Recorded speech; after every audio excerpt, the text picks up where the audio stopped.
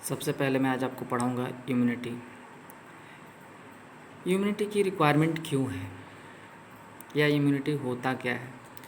इस समय corona virus चल रहा है और लोग कह रहे हैं अपनी इम्यूनिटी बढ़ाइए। तो इम्यूनिटी होता क्या है। इम्यूनिटी जो होती है वो हमारी ओवरऑल एबिलिटी होती है बॉडी की to fight the disease causing organisms. मतलब कि हमारी जो शरीर है वह डिजीज कॉजिंग ऑर्गेनिजम्स या पैथोजेंस से होने वाले इन्फेक्शन से कैसे बच सकती है, कैसे अपना बचाव कर सकती है। उस चीज़ को जब हमारी शरीर डेवलप कर लेती है उस वायरस या उस बैक्टीरिया के अगेंस्ट में कि वह इन्फेक्शन ना हो पाने तो वैसी चीज़ को हम बोलते हैं इम्यूनिटी, कि हमने इम्यूनिटी डेवलप कर ली। अब हमको उस बैक्टीरिया वायरस से जो इन्फेक्शन होगा वो नहीं होगा। इम्यूनिटी जनरली दो भागों में डिवाइड किया गया है। पहला है इनेट इम्यूनिटी, दूसरा है एक्वायर्ड इम्यूनिटी। इनेट इम्यूनिटी जो होती है हमारे बर्थ टाइम से ही प्रेजेंट रहती है। बर्थ टाइम से ही प्रेजेंट एक डिफेंस है जो कि नॉन स्पेसिफिक है।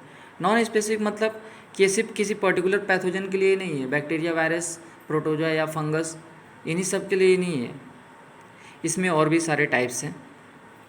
इनेट इम्यूनिटी को जनरली हम चार भागों में डिवाइड करते हैं: फिजिकल, फिजियोलॉजिकल, सेलुलर और साइटोकाइनिन। फिजिकल में जैसे कि एग्जांपल है स्किन, म्यूकस। स्किन जो होता है ये हमारे बॉडी के आउटर पार्ट्स पे प्रेजेंट रहता है। स्किन क्या करता है, किसी भी माइक्रो ऑर्गेनिजम्स, डस्ट पार्टिकल्स को हमारी बॉडी में इंटर होने से बचाता है। यह वही उसको मारक क्षमता प्रदान कर देता है हमारे शरीर को, और हमारे शरीर में उन धूल, मिट्टी और माइक्रो ऑर्गेनिजम्स को नहीं आने देता है जिससे कारण हमको इन्फेक्शन हो। दूसरा है फिजियोलॉजिकल बैरियर, जैसे कि हमारा माउथ में सलाइवा होता है, आँख में टीयर्स होता है और पेट में गैस्ट्रिक जूस होता है। सलाइवा, टीयर्स और गैस्ट्रिक जूस का भी अपना अपना एक फंक्शन है।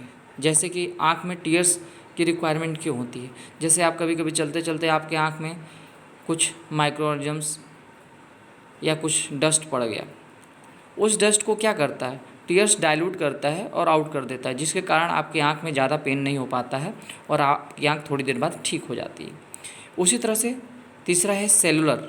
सेलुलर बैरियर क्या करता है, सेलुलर बैरियर में जैसे नेट्रोफिल्स हो गया, WBC हो गया, ये हमारे ब्लड्स में जनरली जो हमारे ब्लड्स का टाइप है, white blood corpuscles full form है उसका। इसमें क्या होता है, जब कोई बैक्टीरिया वायरस हमारे ब्लड्स में इंटर कर जाता है तो WBC क्या उसके अगेंस्ट एंटीबॉडी बनाता है या उसको फैगोसाइट्स निगल जाता है, जिसके कारण जो हमारा ब्लड होता है इन्फेक्टेड होने से बच जाता है। उसके बाद होता है साइटोकाइनिन। साइटोकाइनिन बैरियर क्या करता है, जो कि इन्फेक्टेड सेल्स रहते हैं वो रिलीज करते हैं एक इंटरफेरॉन प्रोटीन्स, सिंथेसाइज करते हैं इंटरफेरॉन प्रोटीन्स। और ये इंटरफेरॉन्स प्रोटीन्स क्या करता है, जब सिंथेसाइज हो जाता है तो अदर जो अगल बगल के जो सेल्स हैं उनको डैमेज होने से बचाता है।